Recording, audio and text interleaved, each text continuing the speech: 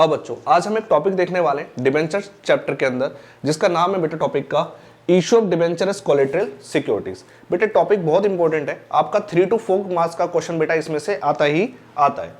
ठीक है बेटा, इस कॉन्सेप्ट को समझने के लिए कि issue of debenture as collateral security क्या होता है बेटा, उसका हम है ना एक कॉन्सेप्ट के बेस पे बेटा हम क्या करेंगे, डायग्राम प्रेजेंट करेंगे और उसके बेस पे मैं आपको पूरा क्लैरिफाई करूंगा कि issue of debenture as collateral securities क्या है। फिर उससे रिलेटेड बेटा हम इसके एग्जांपल सीखेंगे, फिर हम इसके प्रैक्टिकल्स क्वेश्चन सॉल्व करेंगे और जिसके अंदर बेटा ये आपसे पूछेगा जनरल एंट्रीज क्या क्या करनी है, इसमें आपसे बैलेंस शीट प्रिपेयर कराने के लिए बोलेगा। तो 3 to 4 मार्क्स का बेटा बहुत इंपॉर्टेंट क्वेश्चन है। आइए बच्चों अब हम क्या करते हैं, इसके बारे में हम एनालिसिस करते हैं थोड़ा सा कि ये कॉन्सेप्ट होता है क्या है। एक्स लिमिटेड ने एचडीएफसी बैंक से लोन लिया है बेटा, कितने का लोन लिया है, 2 लाख रुपए का। तो 2 लाख रुपए का लोन लेने के लिए एचडीएफसी बैंक को बेटा क्या करा है, प्रॉपर्टी सिक्योर की है। प्रॉपर्टी क्या करी है, सिक्योर की है। किसने प्रॉपर्टी सिक्योर की, एक्स लिमिटेड ने। किसको दी है बेटा, एचडीएफसी बैंक को दी है। ठीक है, अब ये जो प्रॉपर्टी सिक्योर की है ना, वो किसको किया बेटा, एचडीएफसी बैंक को। इसको बोलेंगे बेटा प्राइमरी सिक्योरिटी। क्या करेंगे, क्या बोलेंगे बेटा सेम, प्राइमरी सिक्योरिटी। मतलब जो भी प्रॉपर्टी के डॉक्यूमेंट्स थे, मतलब जो भी प्रॉपर्टी के बेटा डॉक्यूमेंट्स थे, वो डॉक्यूमेंट्स बेटा किसके पास आ गए, प्रॉपर्टी के डॉक्यूमेंट्स अब किसके पास आ गए, बैंक के पास आ गए। तो जो बैंक के पास प्रॉपर्टी के डॉक्यूमेंट्स आए हैं, ठीक है, उसको बोलते हैं बेटा वो सिक्योर्ड हो गई। क्या हो गई बेटा, वो सिक्योर्ड प्रॉपर्टीज हो गई। दैट मींस उसको बोल देंगे कि इनका जो लोन होगा, एचडीएफसी बैंक का जो लोन होगा वो सिक्योर्ड लोन बन गया। क्यों, क्योंकि उन्होंने लोन देने के बदले में उन्होंने प्रॉपर्टी क्या कर ली, सिक्योर कर ली। ठीक है बच्चों, अब क्या होगा बेटा किसी केस में, लेकिन सर आप तो समझाना चाह रहे हो issue of debenture as collateral security. हम आगे बढ़ते हैं बच्चों। बेटा अगर कंपनी किसी केस में लिक्विडेट हो जाती है, लिक्विडेशन में चली जाती है, कंपनी बंद होने की अवस्था में चली जाती है। लिक्विडेशन का मतलब होता है अगर कंपनी बंद हो जाए।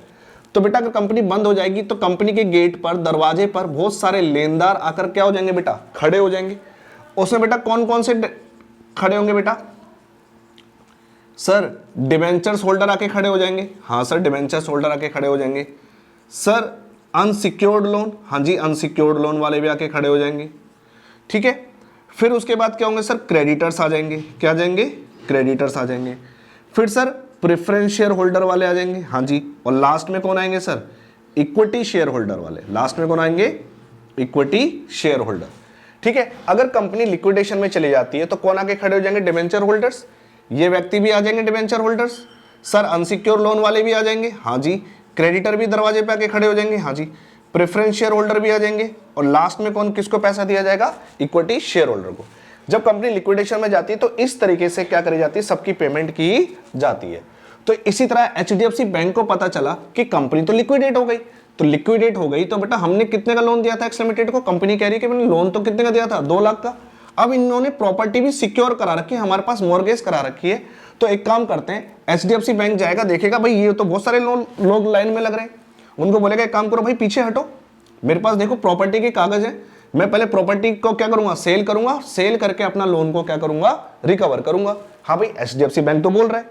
ठीक है भाई, अब जब वो दिखाएगा, किसको दिखाएगा बेटा, ये बहुत सारे लोग लाइन में लगे हुए हैं, उनको दिखाएगा देखो जी मैंने प्रॉपर्टी इनसे सिक्योर करवाई थी, है ना। अब ये प्रॉपर्टी के कागज मेरे पास है। अब मैं इस प्रॉपर्टी को क्या करूंगा, सेल करूंगा और सेल कर कर मैं अपने लोन की रिकवरी करूंगा। ठीक है, अपने लोन की रिकवरी करेगा। बाई चांस किसी केस में अगर जो प्रॉपर्टी की वैल्यू है, ठीक है, अगर वो डाउन हो जाए कि जो लोन दिया है वो भी उसको रिकवर नहीं होता, इस प्रॉपर्टी के कागज से, मतलब जो उनके पास प्रॉपर्टी की वैल्यू थी, ठीक है बेटा, और जो उनके पास डॉक्यूमेंट्स थे, उन प्रॉपर्टी को बेचकर भी क्या हो रहा है कि बेटा एक बैंक को अपने लोन की रिकवरी पूरी नहीं हो रही। तो उस केस में क्या करेगा बेटा, अब बैंक, है ना, यही केस अब हम आगे चलते हैं किसको लेकर, issue of debenture as collateral security. जब कंपनी लिक्विडेशन में जाती है तो ये लोग लाइन में आके खड़े हो जाते हैं। अब बताओ अगर बैंक ने कोई और सिक्योरिटी गिरवी नहीं रखाई तो बताओ एचडीएफसी बैंक को कहां पर लाके लाइन में लगना पड़ेगा, सर कहां लाके लगना पड़ेगा, अनसिक्योर लोन के अनसिक्योर लेंडर की तरह उनको यहां पर लाइन में आके लगना पड़ेगा कि देखो भाई मेरे पास तो कोई सिक्योरिटीज है नहीं, मेरा पैसा पूरा लोन का रिकवर हुआ नहीं, तो बेटा मुझे कहां के लाइन में लगना पड़ेगा, अनसिक्योर लोन के केस में। लेकिन देखो, और उससे आगे कौन लगे हुए हैं, डिबेंचर होल्डर। तो पता है बैंक क्या करता है, बैंक कहता है कि भाई एक्स लिमिटेड आपको मुझसे लोन चाहिए, मैं आपको लोन देता हूं 2 लाख रुपए का, आपको कुछ प्रॉपर्टी सिक्योर करनी पड़ेगी जिसे बोलेंगे हम प्राइमरी सिक्योरिटीज। वो तो सर आपने सिक्योर कर दी, हाँ जी, ये अपनी प्रॉपर्टी क्या कर दी है, सिक्योर कर दिए। अब बैंक कह रहा है कि देखो एक्स लिमिटेड, आपके पास है ना ये डिबेंचर है। बैंक बोल रहा है कि एक्स लिमिटेड देखो आपके पास ये क्या है, डिबेंचर है। ये डिबेंचर सिर्फ आप हमें ना सिर्फ रखने के लिए दे दो। कौन बोल रहा है बेटा? HDFC बैंक बोल रहा है कि जो आपके पास ये डिबेंचर्स हैं आप सिर्फ ये मुझे क्या करो, रखने के लिए दे दो। मुझे इस पर ब्याज नहीं चाहिए, इस पर मुझे कोई ब्याज नहीं चाहिए। मैंने जो आपको लोन दिया ना 2 लाख रुपए का, उस पर आप मुझे ब्याज दो। ठीक है, बस ये जो डिबेंचर्स है ये सिर्फ आप मुझे क्या करो, एज अ रखने के लिए दे दो।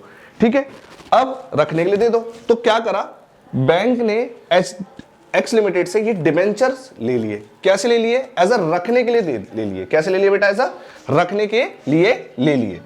तो इसी को ही बोल रहे हैं कि अब एक्स लिमिटेड HDFC बैंक को प्राइमरी सिक्योरिटीज के साथ साथ क्या कर रहा है, डिबेंचर दे रहा है। क्या दे रहा है बेटा? डिबेंचर दे रहा है एज अ कोलेटरल सिक्योरिटी, जिसको बोलते हैं एडिशनल सिक्योरिटी। क्या बोलते हैं बेटा इसे हम? Additional security. एडिशनल बोलो या ऐसे बोल सकते हैं हम सेकेंडरी सिक्योरिटी। क्या बोल सकते हैं इसे हम? Secondary security. ठीक है, तो मतलब एक्स लिमिटेड ने प्राइमरी सिक्योरिटी तो दी, साथ में एक्स लिमिटेड ने HDFC बैंक को डिबेंचर भी दे दी है as a collateral security, that means additional security. और वो कैसे दिए बेटा? ऐसा रखने के लिए दिए। अब जरा मुझे बताओ, जब कंपनी अगर बंद होने की अवस्था में आ जाए, अगर बैंक के पास जो डिबेंचर उनके पास थे, अगर वो भी उन्होंने रखने के लिए दे दिए, तो बताओ मेरे केस में बताता हूं। सचिन आओ भाई, इधर आओ। सचिन इधर आओ, है ना? देखो भाई, अब जैसे सचिन है, ठीक है, सचिन क्या करेगा बताओ? सचिन के पास डिबेंचर होल्डर है। ठीक है, अब सचिन डिबेंचर होल्डर है, लेकिन सचिन के पास भी हो सकता है कि कोई प्रॉपर्टी मॉर्गेज हो या ना हो। फिर ये बहुत सारे लोग लाइन में लगे हुए हैं। अब सचिन यहां पर लाइन में लगा हुआ है कि भाई मैं आ रहा हूं बैंक में। अब मैं बैंक के पास, बैंक के आ रहा है बेटा ऐसा, लेकिन बैंक के पास क्या है बेटा? डिबेंचर है एज अ कोलेटरल सिक्योरिटी। अब मेरे पास तो भैया कागज रखे हुए हैं। अगर मेरे पास कागज नहीं होते तो बताओ मैं कहां पर लाइन में लगा होता? अनसिक्योर लोन के केस में नीचे लगा होता, है ना? अब सचिन मुझसे आगे लगा होता, लेकिन मैंने तो भाई बैंक ने एक्स लिमिटेड से पहले ही रख लिया कि लोन की प्राइमरी सिक्योरिटी तो रखी, साथ के साथ उन्होंने क्या करा? डिबेंचर्स भी रखवा लिए, है ना? तो बताओ जब सचिन लाइन में लगा होगा तो मैं सचिन को क्या बोलूंगा कि भाई सचिन अब आप पीछे हो जाओ। क्यों हो जाओ? क्योंकि भाई देखो मेरे पास क्या है, मेरे पास ये क्या है भाई? डिबेंचर्स के कागज हैं। अब मैं आपसे आगे लाइन में आके पहले लगूंगा, मुझे पहले पैसा दिया जाएगा। ठीक है बच्चों, आई बात समझ में? तो यहां पर ये टॉपिक आता है। ठीक है सर? हाँ बच्चों, अब आ रही बेटा बात समझ में? क्या होता है कि बैंक ने प्राइमरी सिक्योरिटीज तो ले ली, साथ में सेकेंडरी सिक्योरिटीज भी ले ली। अब किसी केस में अगर बैंक का पैसा रिकवर नहीं हो पाता है तो बेटा अगर उन्होंने सिक्योरिटी नहीं दी होती तो क्या होता भाई? क्या होता बताओ? कि HDFC बैंक को तो नीचे आगे लाइन में लगना पड़ता, लेकिन अब उन्होंने क्या करा है? सिक्योरिटीज दे दी है। ठीक है, तो इस केस में क्या होगा? मैं आगे जाऊंगा एज अ डिबेंचर होल्डर बनके और दिखाऊंगा, देखो भाई मेरे पास कंपनी के क्या है भाई? डिबेंचर्स भी हैं। क्या है? डिबेंचर्स। तो मुझे अब लाइन में आगे आगे लगना पड़ेगा। अब मैं क्या करूंगा? प्राइमरी सिक्योरिटीज बेचकर मैंने पैसे रिकवर किया, और जितना नहीं हो पाया तो बताओ मैं अब कंपनी का क्या बन जाऊंगा बेटा? डिबेंचर होल्डर भी बन जाऊंगा। तो बैंक पहले तो बेटा ऐसा कौन था? लेंडर था, उन्होंने लोन दिया था, लेकिन अब एक्चुअली में जो बैंक होगा वो कंपनी का क्या बन जाएगा? डिबेंचर होल्डर बन जाएगा। किस केस में? अगर कंपनी बैंक को लोन नहीं पे करती है तो। यही इसका कॉन्सेप्ट है, और बेटा कुछ नहीं होता। ठीक है, अब इससे रिलेटेड हम क्या करेंगे? कुछ एंट्रीज देखेंगे। बच्चों देखो, हमने issue of debentures collateral security से रिलेटेड बेटा आपने इसका कॉन्सेप्ट समझ लिया, आपको अच्छी तरह इसका कॉन्सेप्ट समझ में आ गया। जो मैंने आपको चीजें समझाई वही चीज बेटा क्या है बुक में लिखी हुई है। ठीक है, अब उस बुक में हम रीडिंग करते हैं, क्योंकि बेटा हरियाणा बोर्ड में ना ये थ्योरी भी आती है लिखने के लिए कि issue of debentures collateral security क्या है। इसके आप थ्योरी नोट्स लिखो, 3 to 4 मार्क्स की थ्योरी भी आती है। थोड़ा बहुत थ्योरी भी आपको याद होनी चाहिए। मैंने आपको कॉन्सेप्ट तो समझा दिया, लेकिन अब लिखोगे कैसे उसको पढ़ना भी सीखो। तो आओ बच्चों मेरे साथ पढ़ते हैं। समटाइम्स, कई बार, when a company takes a loan from a bank, the company may have to issue a debentures as secondary or addition to the principal security।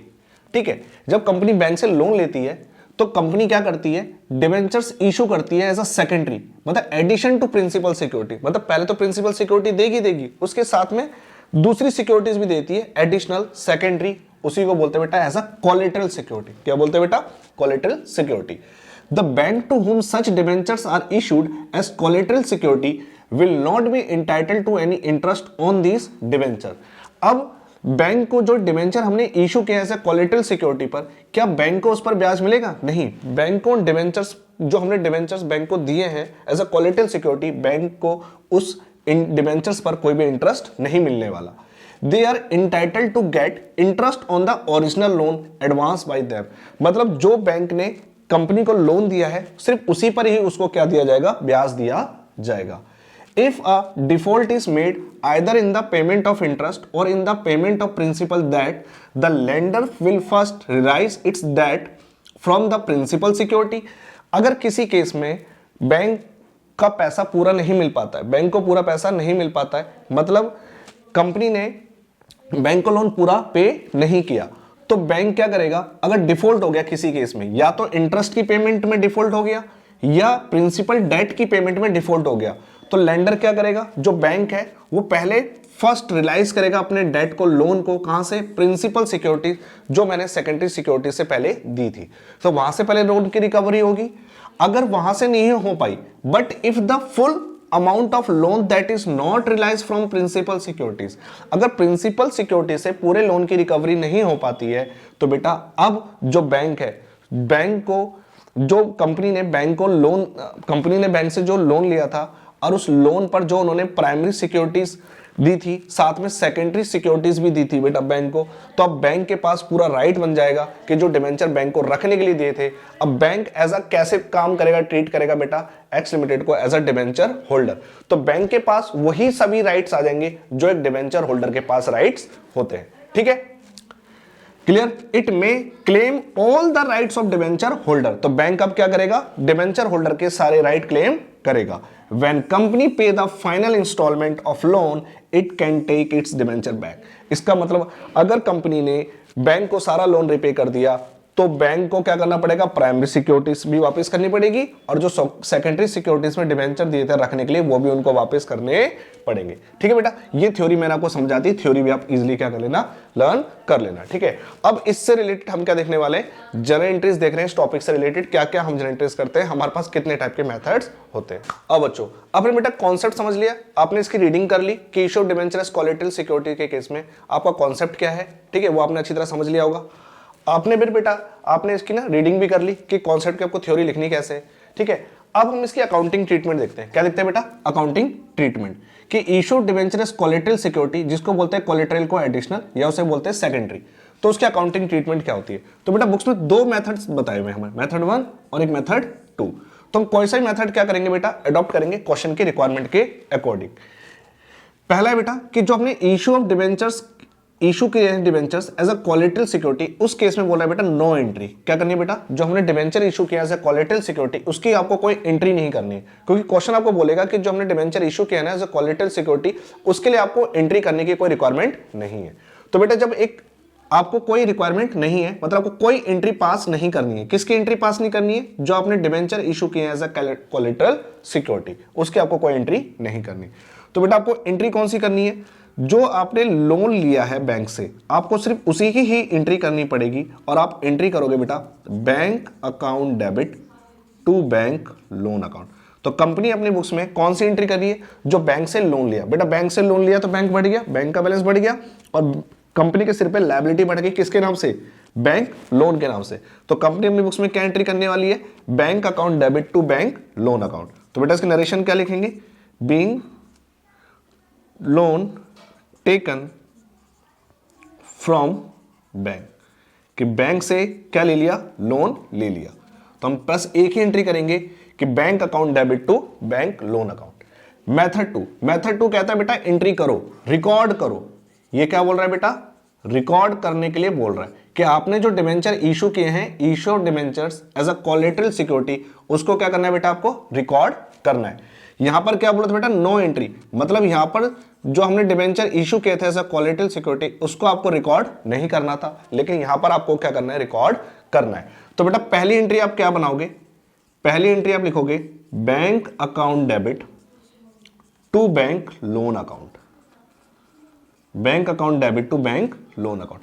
पहले आप एंट्री कर देंगे bank account debit to bank loan, के आपने जो loan लिया है, being loan taken from bank.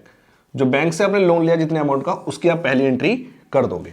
उसके बाद आपने जो डिबेंचर इशू किया कोलेटरल सिक्योरिटी, उसकी भी एंट्री करनी पड़ेगी।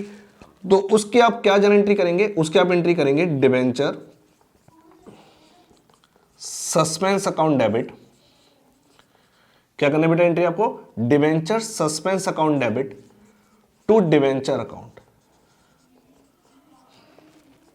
जितने भी आपने डिबेंचर ऐसे कोलेटरल सिक्योरिटी में रखने के लिए दिए हैं उसकी आप एंट्री कर दोगे debenture suspense account debit to debentures account. तो नरेशन क्या लिखेंगे, being debenture issued as a collateral security, as a collateral security. ये आप दूसरी एंट्री क्या करोगे बेटा, पास करोगे। मतलब जब आप मेथड 2 के अंदर जाओगे कि हमने जो डिबेंचर इशू किया एज ए कोलेटरल सिक्योरिटी उसको आपको रिकॉर्ड करना है, तो उस केस में बेटा आपको 2 एंट्री करनी है। और जब आप मेथड 1 में जाओगे कि जो डिबेंचर इशू किया एज कोलेटरल सिक्योरिटी उसको आपको रिकॉर्ड नहीं करना है, तो उस केस में आपको एक ही एंट्री करनी है, bank account debit to bank loan account. Sir ये जो आपने एंट्री करी है इसमें आपने जो डिबेंचर इशू किए तो डिबेंचर को तो क्रेडिट किया, तो आपने डिबेंचर सस्पेंस को डेबिट क्यों किया? बेटा ये फेक एंट्री होती है ना, ये फेक एंट्री, वैसी एंट्री करते नहीं है। बस हमने जो डिबेंचर दिए हैं है ना एज अ रखने के लिए दिए हैं, इसलिए अपने डिबेंचर को तो क्रेडिट कर दिया। लेकिन ड्यूअल एस्पेक्ट कहता है अगर आप किसी को क्रेडिट कर रहे हो तो आपको डेबिट भी तो करना पड़ेगा। तो आप डेबिट किसको करोगे, डिबेंचर सस्पेंस के नाम से, क्योंकि वो बैंक में जो हमें पैसा मिला है, बैंक में जो पैसा आया है वो किसके नाम का पैसा है बेटा, लोन के नाम का पैसा है, वो डिबेंचर के नाम का पैसा नहीं है, वो लोन के नाम का पैसा है। तो आप जो डिबेंचर उसे इशू कर रहे हो, रखने के लिए दे रहे हो, तो बेटा वो फिर फेक एंट्री हो रही है, क्योंकि हम ना प्राइमरी सिक्योरिटी की एंट्री करते हैं ना हम कोई सेकेंडरी सिक्योरिटी की एंट्री करते हैं, तो उन सिक्योरिटी की कोई एंट्रीज नहीं होती। आप लेकिन अब कह रहे हैं कि भाई आपको रिकॉर्ड करना है कि आपने डिबेंचर इशू किया एज ए कोलेटरल सिक्योरिटी, तो उस केस में आपको डिबेंचर को तो क्रेडिट करोगे, तो सर डेबिट किसे करोगे? तो डेबिट ड्यूअल एस्पेक्ट के हिसाब से आप क्या दिखा दोगे, डिबेंचर सस्पेंस को क्या कर दोगे, आप डेबिट कर दोगे। तो आपके पास 2 केस है, मेथड 1 और मेथड 2। बच्चों अब हम क्या करते हैं, issue of debentures collateral security से रिलेटेड बेटा बैलेंस शीट बनाना सीखते हैं कि मेथड 1 और मेथड 2 के अंदर हम कैसे बैलेंस शीट प्रिपेयर करते हैं। तो बेटा मेथड 1 है आपका कि no entries pass for issue of debenture, कि जो आपने डिबेंचर इशू किए हैं उसकी आपको कोई जर्नल एंट्रीज पास नहीं करनी है। ठीक है बच्चों, आपको उसकी कोई जर्नल एंट्रीज पास नहीं करनी, तो उस केस में आपको क्या बैलेंस शीट कैसे आपको प्रिपेयर करनी है। तो बेटा एक एग्जांपल ले लेते हैं कि एक्स लिमिटेड ने took a loan from HDFC bank. X limited ने लोन लिया है HDFC बैंक से। बेटा कितने का लोन लिया है एक्स लिमिटेड ने, 2 लाख रुपए का लोन लिया। ठीक है बेटा, 2 लाख रुपए का उसने लोन लिया है। अब इस लोन को आपको बैलेंस शीट में कैसे प्रेजेंट करना है, और जो उसने डिबेंचर इशू किए हैं, इशू ऑफ डिबेंचर जो किए हैं बेटा as collateral security, as collateral security, कि जो कंपनी ने डिबेंचर इशू किया एज कोलेटरल सिक्योरिटी पे उसकी उसे कोई एंट्री नहीं करनी है। तो X limited issue of debenture as collateral security of ₹3 lakh. अब 3 लाख के डिबेंचर क्या करें हैं कोलेटरल सिक्योरिटी पे एक्स लिमिटेड ने क्या कर दिए हैं, इशू कर दिए हैं। लेकिन बेटा फर्स्ट मेथड है कि आपको कोई एंट्री नहीं पास करनी है, किससे रिलेटेड, इशू डिबेंचर जो एज अ कोलेटरल सिक्योरिटी वाला है। तो बेटा इसकी बैलेंस शीट में कैसे प्रेजेंट करेंगे, आइए बेटा मेरे साथ बैलेंस शीट बनाते हैं। तो बैलेंस शीट बनाएंगे, बैलेंस शीट जो भी डेट होगी बेटा एज एट, अब डेट डाल देंगे यहां पर, और फिर बेटा आप यहां पर बनाएंगे फॉर्मेट। यहां पर लिखेंगे बेटा पर्टिकुलर्स, क्या लिखेंगे, पर्टिकुलर्स, नोट नंबर, अमाउंट बेटा यहां लिखेंगे करंट ईयर का, अमाउंट लिखेंगे बेटा यहां प्रीवियस ईयर का, अमाउंट बेटा आपको रुपीज में लिखना है, किस में लिखना है बेटा, रुपीज में, करंट ईयर का अमाउंट और प्रीवियस ईयर का अमाउंट। अब बेटा यहां पर लिखेंगे इक्विटी एंड लायबिलिटीज, क्या लिखेंगे, equity and liabilities. Equity and liabilities में बेटा आप यहां पर लिखने वाले हो क्या, आप लिखने बेटा सबसे पहले आपको नॉन करंट लायबिलिटीज, क्या लिखनी है बेटा आपको, नॉन करंट लायबिलिटीज। और नॉन करंट लायबिलिटीज में बेटा आपको यहां पर लिखना है अंदर सब हेड डाल के लॉन्ग टर्म बोरोइंग, क्या लिखना है बेटा, लॉन्ग टर्म बोरोइंग। ठीक है, अब लॉन्ग टर्म बोरोइंग का बेटा आपको बनाना है नोट नंबर, क्या बनाना है बेटा आपको? Note number 1। तो अब मेरे साथ क्या करेंगे यहां पर बेटा? नोट्स टू अकाउंट बनाएंगे। क्या बनाएंगे बेटा? Notes to account. अब मेरे साथ आपको नोट्स टू अकाउंट बनाना है, किसका बनाना है बेटा? लॉन्ग टर्म बोरोइंग का। लॉन्ग टर्म बोरोइंग का आपको क्या बनाना है बेटा?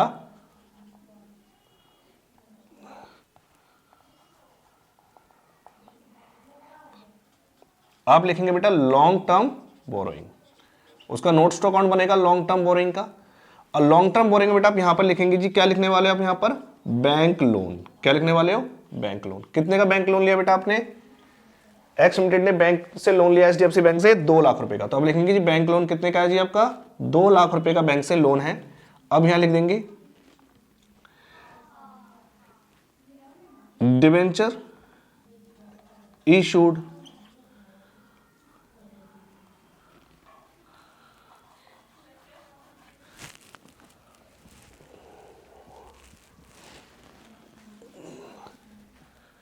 यह लिखेंगे बेटा on collateral security of ₹3 lakh. इतना लिखने के बाद बैंक लोन को आप क्या कर दोगे बेटा? बंद कर दोगे। और यहां लॉन्ग टर्म बोरिंग में आप लिख दोगे बेटा कितने का लोन लिया आपने? 2 लाख रुपए का। इस तरीके से एग्जांपल को क्या करना है बेटा? सॉल्व। तो बेटा पहले तो मैंने आपको करनी सिखाई जनरल एंट्रीज, और अब मैं आपको बता के दिखा रहा हूं बेटा इसकी बैलेंस शीट। तो बेटा बैलेंस शीट बना दी, और आपका मेथड कौन सा है बेटा? मेथड 1 है। तो इसके लिए ये तो बन गई बेटा बैलेंस शीट। अगर क्वेश्चन कह दे कि आपको जर्नल एंट्रीज भी करनी है, क्या करनी है बेटा? Journal entries. तो इस केस में आपकी एक ही एंट्री पास होगी, क्योंकि आपने जो डिवेंचर इशू किया है कोलेटरल सिक्योरिटी पे, उसकी आपको कोई एंट्री पास नहीं करनी है। तो आपको सिर्फ एक ही एंट्री पास करनी होगी। क्या एंट्री करेंगे आप? Bank account debit to bank loan account. कितने का लोन लिया है आपने? 2 लाख रुपए का लोन लिया है।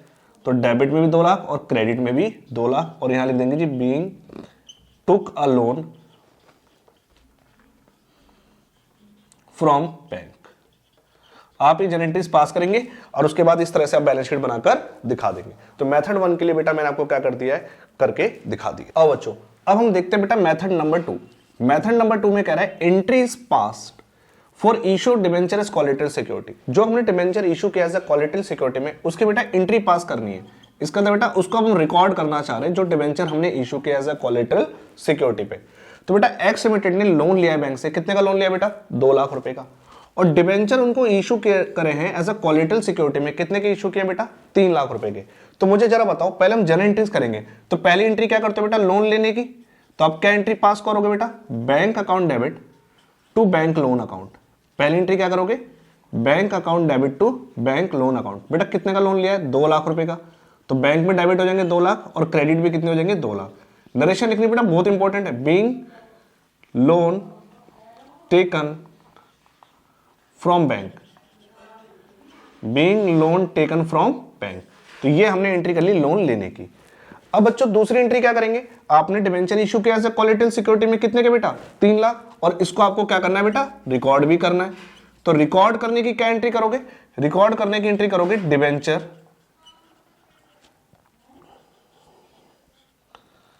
अब क्या एंट्री करने वाले हो? Debenture suspense account debit. मैंने आपको एंट्री करनी बता दी बेटा। Debenture suspense account debit to debenture account. आपको ये एंट्री पास ऑन करनी है बेटा। कितने के अपने डिबेंचर्स इशू किया एज कोलेटरल सिक्योरिटी में सर? 3 लाख रुपए के। तो लिखेंगे being debenture issue as collateral security. ठीक है, इस तरीके से आप जनरल एंट्री क्या करोगे बेटा? प्रिपेयर कर दोगे। तो पहले तो आपको क्या करनी है बेटा? जनरल एंट्रीज को क्या करना है? प्रिपेयर करना है। ठीक है, अब आपने जनरल एंट्रीज करना सीख ली। इसके बाद हम दिखाएंगे बेटा उसकी बैलेंस शीट में रिप्रेजेंटेशन। क्या दिखाएंगे बेटा? बैलेंस शीट में प्रेजेंटेशन। कैसे बैलेंस शीट में हम इसको क्या करेंगे? प्रेजेंट करेंगे। ठीक है, आओ बच्चों। तो आपको पता है अब हम क्या बनाने वाले? Balance sheet. तो बैलेंस शीट में लिखोगे एज इट करके डेट डाल दोगे, particular, note number, amount of current year, amount of previous year. सबसे पहले आप क्या लिखते हैं बेटा? Equity and liabilities. क्या लिखते हैं? Equity and liabilities. Equity and liabilities में सबसे पहले बेटा हम क्या लिखने वाले हैं यहां पर? Non current liability. क्या लिखने वाले हैं बेटा? Non current liabilities. अब नॉन करंट लायबिलिटीज में हम लिखने वाले बेटा यहां पर सब हेड में लॉन्ग टर्म बोरोइंग। क्या लिखने वाले बेटा? Long term borrowing. उसके लिए बनाएंगे बेटा नोट नंबर 1। तो हम क्या बनाने वाले बेटा? Notes to account. क्या बनाने वाले हैं? Notes to account. ठीक है, नोट्स टू अकाउंट्स बनेगा बेटा आपके लिए लॉन्ग टर्म बोरोइंग का। किसका नोट्स टू अकाउंट बनेगा? लॉन्ग टर्म बोरोइंग का। कि लॉन्ग टर्म बोरोइंग में बेटा आपको कैसे रिप्रेजेंट करना है। ठीक है बेटा, सबसे पहले हम क्या लिखेंगे? हम यह लिखेंगे बेटा डिबेंचर्स। क्या लिखेंगे? डिबेंचर्स। बेटा अभी जब आपने एंट्री करी थी तो आपने एंट्री कितने से करी थी? Debenture suspense to debenture. Debenture को आपने क्रेडिट किया था जी 3 लाख रुपए से। कितने से क्रेडिट किया था? 3 लाख रुपए से। तो आप क्या करेंगे? उसमें से डिबेंचर सस्पेंस को भी क्या कर देंगे आप? माइनस कर देंगे। कितने के माइनस कर देंगे जी? 3 लाख। डिबेंचर को क्रेडिट किया था 3 लाख से और डिबेंचर सस्पेंस को डेबिट किया था 3 लाख से। तो आप डिबेंचर्स में से डिबेंचर सस्पेंस को माइनस करके बेटा दिखाओगे। ठीक है, पहला केस तो ये होगा, इस तरीके से आपको रिप्रेजेंट करना पड़ेगा। फिर आप दिखाओगे जी बैंक लोन। क्या दिखाओगे? Bank loan. सर कितने का बैंक लोन लिया आपने? 2 लाख रुपए का बैंक से लोन लिया है। अब यहां पर लिख दोगे against collateral security. Against collateral security of rupees 3 lakh. तो कोलेटरल सिक्योरिटी भी दिखा दोगे, लेकिन बेटा बैंक से लोन कितने का है आपका? 2 लाख रुपए का बैंक से लोन है। तो इस तरीके से आपको रिप्रेजेंट करना पड़ेगा। और ये टोटल अमाउंट बेटा कितने का आने वाला है आपका? 2 लाख रुपए का आने वाला है। इस 2 लाख रुपए को उठाकर आप क्या करोगे? करंट ईयर की बैलेंस शीट में यहां पर लिख दोगे लॉन्ग टर्म बोरोइंग में। सर इसके बाद बैलेंस शीट जो मेथड 1 में थी और जो मेथड 2 में थी बेटा बिल्कुल सेम थी। हाँ जी बिल्कुल सेम थी, बस उसमें हमने क्या करा था? बैंक लोन को ही रिप्रेजेंट किया था, हमने डिबेंचर्स को रिप्रेजेंट नहीं किया था। तो मेथड 2 में क्या करना है? आपको पहले डिबेंचर्स जितने के इशू के हैं वो उसमें से डिबेंचर सस्पेंस को माइनस करके दिखाना है। ठीक है, और उसके बाद फिर आपको क्या करना है कि जो बैंक से आपने लोन लिया है, कितने का लोन लिया बेटा आपने? 2 लाख रुपए का, वो आपको बैंक लोन लिखना पड़ेगा अगेंस्ट कोलेटरल सिक्योरिटी। कितने के बेटा? 3 लाख। टोटल मिला के कितना आएगा बेटा? 2 लाख। अब इस 2 लाख को उठाकर आपको क्या करना है? करंट ईयर की बैलेंस शीट में लिख देना है। इस तरीके से हम क्या करते हैं? मेथड 2 को बैलेंस शीट और जर्नल एंट्रीज के साथ क्या करते हैं बेटा? रिप्रेजेंट करते हैं। अब बच्चों अब हम इश्यू डिबेंचर्स कोलेटरल सिक्योरिटी का बेटा एक क्वेश्चन करते हैं। पूरा फुल फ्लेज क्वेश्चन है जिसमें बेटा आपको जर्नल एंट्रीज भी करनी होगी, बैलेंस शीट भी बनानी पड़ेगी और बेटा हम दोनों मेथड को क्या करेंगे? क्वेश्चन करके आपको दिखाएंगे। और बेटा पहले क्वेश्चन पढ़ते हैं। अ कंपनी है हैड 10 लाख रुपीज। कंपनी के पास पहले से ही 10 लाख रुपए के 12% डिबेंचर आउटस्टैंडिंग थे। कौन सी तारीख को बेटा? 1 अप्रैल 2023 को। मतलब कह सकते हैं कि पिछले साल 1 अप्रैल 2023 में आज आउटस्टैंडिंग डिबेंचर बता रहा है, मतलब 31 मार्च 2023 तक कंपनी के पास पहले से डिबेंचर थे 10 लाख रुपए के। फिर ड्यूरिंग द ईयर कंपनी ने लोन ले लिया बेटा। कितने रुपए का लोन ले लिया बेटा? 2 लाख रुपए का लोन ले लिया एसबीआई से। और for which the company place with the bank debentures. कितने के डिबेंचर्स दे दिए? 2,50,000 के उनको डिबेंचर दे दिए ऐसा कोलेटरल सिक्योरिटी।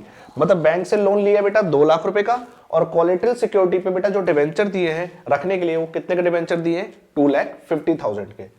अब कह रहा है बेटा जर्नल एंट्री करके दिखाओ इफ एनी। ऑल्सो बेटा how the debentures and bank loan will appear in the company की बैलेंस शीट में कैसे रिप्रेजेंट किए जाएंगे 31 मार्च 24 को। आपको बेटा ये भी करके दिखाने के लिए पूछा गया है। तो बेटा इसके अंदर हम दोनों मेथड लेके चलेंगे, मेथड 1 और मेथड 2। लेकिन बेटा क्वेश्चन में तो कहीं नहीं लिखा कि मेथड 1 से करो मेथड 2 से। तो मैंने को बताया जब मेथड क्या हो बेटा? क्वेश्चन साइलेंट हो तो मेथड 2 को क्या करते हैं? अडॉप्ट करते हैं। ठीक है, लेकिन मैं आपको दोनों मेथड से क्या करूंगा? क्वेश्चन करके दिखाऊंगा, जर्नल एंट्रीज भी और बैलेंस शीट भी। तो बच्चों मेरे साथ सबसे पहले हम क्या करते हैं? पहले हम करेंगे बेटा जर्नल एंट्रीज। ठीक है, आंसर लिखेंगे बेटा। सबसे पहले हम करेंगे जर्नल एंट्रीज। क्या क्या जर्नल एंट्रीज हम यहां पर प्रिपेयर करने वाले हैं बेटा? जर्नल एंट्रीज करेंगे पहले हम मेथड 1 की। मेथड 1 क्या कहता है बेटा? कि आपको रिकॉर्ड नहीं करना है। रिकॉर्ड नहीं करना है किसको? जो आपने इशू किए थे डिबेंचर एज कोलेटरल सिक्योरिटी।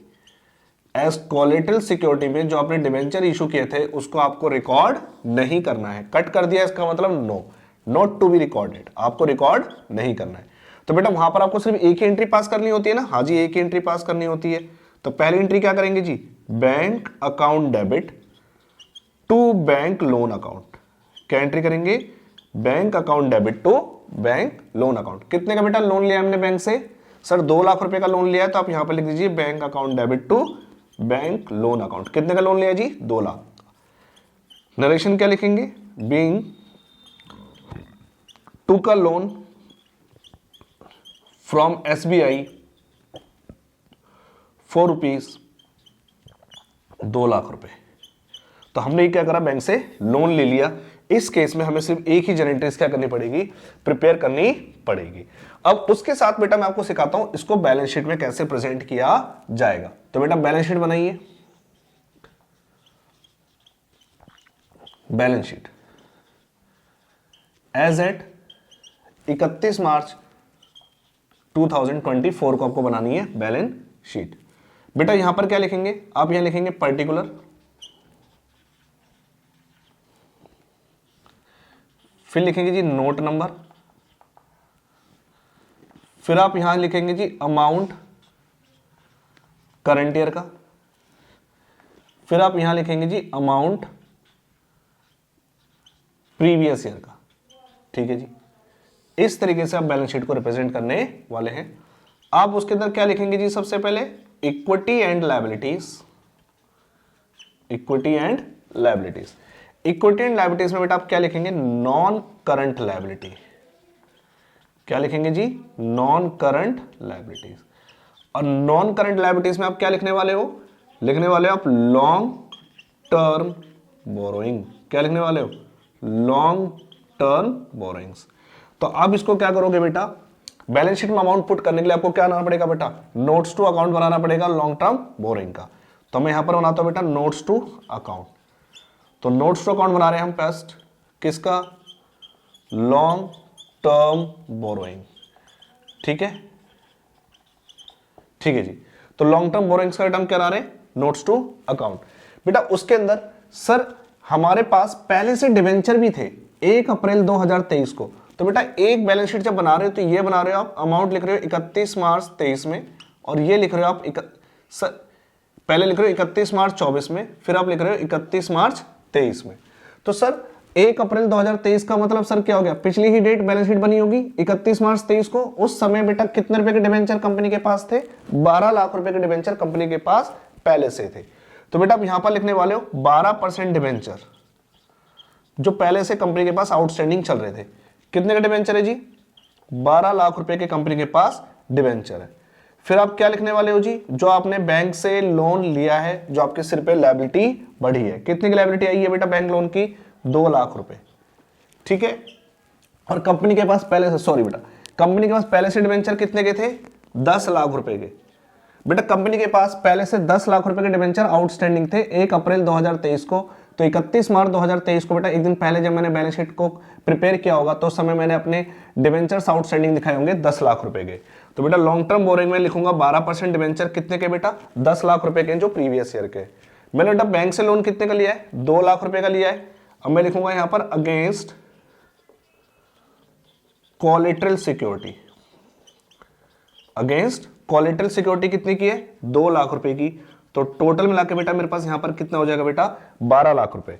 ठीक है, तो बेटा प्रीवियस ईयर की बैलेंस शीट में मैं पहले दिखाऊंगा लॉन्ग टर्म बोरिंग में बेटा दिखा दूंगा पहले मेरे पास पहले से डिवेंचर थे। तो डिवेंचर्स कितने के थे? 10 लाख पिछले साल थे, और इस साल मैंने लोन और ले लिया 2 लाख का। तो टोटल मेरे पास कितने हो गए बेटा लायबिलिटी में? 12 लाख रुपए। इस तरीके से हम क्या करेंगे? बैलेंस शीट को प्रेजेंट करेंगे मेथड 1 के अंदर। तो ये हमारा मेथड 1 हो गया है बेटा। ठीक है, इसमें हमने एक जन एंट्रीज करी है और साथ में हमने बैलेंस शीट प्रिपेयर करके दिखाई है। अब मैं आपको दिखाऊंगा बेटा मेथड 2। तो मेथड 2 क्या है बेटा आपका? कि जो आपने इशू के डिवेंचर ऐसा कोलेटरल सिक्योरिटी पे, उसको बेटा आपको रिकॉर्ड करना है। क्या करना है बेटा? उसको रिकॉर्ड करना है। बताओ उसकी आपको जन एंट्रीज भी करके दिखानी है। तो बेटा पहली एंट्री हम कौन सी करेंगे? जो हमने बैंक से लोन लिया है, bank account debit to bank loan account. कितने का बेटा लोन लिया है? 2 लाख रुपए का। अब मेथड 2 चल रहा है कि बेटा मेरा जो डिवेंचर इशू किया है कोलेटरल सिक्योरिटी पे, उसकी भी एंट्री करके दिखानी है। हाँ जी, तो दूसरी एंट्री क्या करेंगे? दूसरी एंट्री करेंगे डिवेंचर सस्पेंस अकाउंट डेबिट। अब बेटा डिवेंचर कितने परसेंट वाले हैं बेटा? 12% वाले। तो यहां लिखेंगे debenture suspense account debit to 12% debentures account. बेटा कितने के डिवेंचर दिए मैंने ऐसा कोलेटरल सिक्योरिटी पे बैंक को? 2.5 लाख रुपए के। तो बेटा यहां लिख देंगे 2,50,000। नरेशन क्या लिखेंगे? Being debenture issued as collateral security, कितने के बेटा 2,50,000 के। तो सर मेथड 2 में जब डिबेंचर इशू के एज अ कोलेटरल सिक्योरिटी उसको रिकॉर्ड करने के लिए कह रहा है, तो बेटा मेरे को दोनों एंट्री क्या करनी पड़ेगी, करके दिखानी पड़ेगी। पहले बैंक से लोन लेने वाली एंट्री और फिर डिबेंचर को मेरे को इशू के एज अ कोलेटरल सिक्योरिटी वो वाली एंट्री। तो बेटा मेथड 2 ही आपको करना है। सर अगर क्वेश्चन साइलेंट है तो साइलेंट है तो बेटा आपको क्या करना है पता है, मेथड 2 ही करके दिखाना है। कौन सा बेटा, मेथड 2। मतलब जिनको नहीं बता रहा है कि डिबेंचर जो इशू के एज अ कोलेटरल सिक्योरिटी पे उसकी एंट्री करनी है या नहीं करनी, तो बेटा मेथड 2 ही अप्लाई करेंगे। हमें डिबेंचर इशू के एज अ कोलेटरल सिक्योरिटी पे तो हमें उसकी भी एंट्री करके दिखानी पड़ेगी। अब बच्चों हम इसकी बनाते हैं बैलेंस शीट 31 मार्च 24 और 31 मार्च 23। बेटा वही हेडिंग रहेगी, इक्विटी लायबिलिटीज में नॉन करंट लायबिलिटीज और लॉन्ग टर्म बोरोइंग। उसके लिए बेटा नोट नंबर 1। तो नोट नंबर 1 में बेटा क्या लिखने वाले, लॉन्ग टर्म बोरोइंग। पहले लिखेंगे बेटा डिबेंचर्स। बेटा कितने परसेंट वाले डिबेंचर्स थे हमारे पास, 12% वाले डिबेंचर्स। बेटा कितने डिबेंचर्स थे पहले हमारे पास, पहले हमारे पास डिबेंचर थे बच्चों 10 लाख रुपए के डिबेंचर पहले से थे। और बेटा मैंने कितने के डिबेंचर और दिए बेटा उनको, 2.5 लाख रुपए के। तो हम कैसे लिखेंगे, 10 लाख रुपए के पहले से डिबेंचर थे, 2,50,000 के डिबेंचर बेटा मैंने ये इशू कर दिए। ठीक है, टोटल डिबेंचर हो जाएंगे बेटा मेरे पास कितने के, 12,50,000 रुपए के मेरे पास डिबेंचर हो जाएंगे टोटल। उसमें से बेटा आपने आपने सिखाया है कि आप उसमें से क्या माइनस करके दिखाते हो, डिबेंचर सस्पेंस। क्या माइनस करके दिखाते हो, डिबेंचर सस्पेंस। तो डिबेंचर सस्पेंस को मैं क्या करूंगा, यहां पर माइनस कर दूंगा। सर कितने डिबेंचर सस्पेंस है आपके पास, 2,50,000 के डिबेंचर सस्पेंस है। तो मैं क्या करूंगा, डिबेंचर्स में से डिबेंचर सस्पेंस को माइनस करके दिखाऊंगा। तो बेटा यहां पर कितने आने वाला है बेटा, 10 लाख रुपए ही आपके डिबेंचर के आएंगे ही आएंगे। फिर बेटा मैं क्या लिखने वाला हूं, बैंक लोन। बेटा बैंक लोन मैंने कितने का लिया है, 2 लाख रुपए का मैंने बैंक से लोन लिया है। और मैं लिख दूंगा against collateral security, against collateral securities of ₹2,50,000। Total कितना हो जाएगा सर मेरे पास, ये टोटल हो जाएगा जी 12 लाख रुपए। तो सर प्रीवियस ईयर में आपके पास जो डिबेंचर थे वो कितने के थे जी, 10 लाख रुपए के। और इस बार जब लॉन्ग टर्म बोरिंग में पैसा जाएगा आपके पास, वो कितना जाने वाला है जी, 12 लाख रुपए। सर बैलेंस शीट तो बिल्कुल सेम है, हाँ जी बैलेंस शीट बिल्कुल सेम है, मेथड 1 की भी मेथड 2 की। बस मेथड 1 के अंदर आपने क्या करा, डिबेंचर्स को में से डिबेंचर सस्पेंस माइनस करके नहीं दिखाया। क्यों, क्योंकि आपने वो एंट्री पास ऑन नहीं की थी। अब यहां पर आप क्या कर रहे हो, डिबेंचर सस्पेंस वाली भी तो एंट्री कर रहे हो ना, तो आपको डिबेंचर सस्पेंस माइनस करके दिखाने पड़ेंगे और बैंक लोन अलग से करके दिखाना पड़ेगा। टोटल अमाउंट को उठाकर आपको बैलेंस शीट में ले जाना पड़ेगा। इस तरीके से हमें क्या करना है, मेथड 1 और मेथड 2 को क्या करना है बेटा, सॉल्व करके दिखाना है। तो बेटा मैंने आपको issue of debentures collateral security से रिलेटेड बेटा मैंने आपको कॉन्सेप्ट समझाया कि क्या पूरा कॉन्सेप्ट होता है। फिर मैंने आपको उसकी पूरी रीडिंग कराई कि थ्योरी कैसे रीड करनी है, ठीक है, और आपको याद भी करनी है। फिर मैंने आपको उसके एग्जांपल सिखाया कि जेनेट्रीज कैसे प्रिपेयर करनी है। फिर मैंने आपको बताया कि बेटा बैलेंस शीट कैसे बनानी है। और फिर बेटा लास्ट में मैंने आपको पूरा फुल फ्लैश क्वेश्चन करके आपको उसका दिखा दिया है। 3 to 4 मार्क्स का क्वेश्चन है बेटा, बहुत इंपॉर्टेंट क्वेश्चन है ये वाला, और ये आपको करके ही जाना है जेनेट्रीज और प्लस बैलेंस शीट बनाकर। आप आई होप सो आपको बहुत अच्छा लगा होगा बेटा टॉपिक ये वाला, और आपको बहुत अच्छी बेटा प्रिपरेशन करनी है इस टॉपिक के ऊपर। आपके क्वेश्चन 100% चांसेस है पेपर में आने के।